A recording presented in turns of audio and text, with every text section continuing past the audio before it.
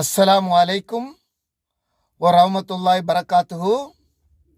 எல்லாம் வல்ல அல்லாஹ் சுப்ஹானஹு தஆலாவின் சாந்தியும் சமாதானமும் இந்த உலகத்தில் உள்ள மூமீன்கள், முஸ்லீம்கள் மற்றும் அனைவர் மீதும் என்றென்றும் நின்று நிலவட்டுமாக.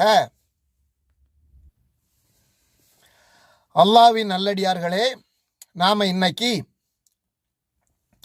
தினம் ஒரு வசனம், அதன் சொல்லுக்கு சொல் அர்த்தம் என்கிற பாடத்துல அத்தியாயம் 114 நாஸ், அதாவது மனிதர்கள், இதில் வசனம் 2 பார்க்க இருக்கிறோம்.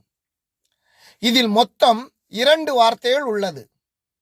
வாங்க பாடத்துக்குள்ள போவோம். மலிக்,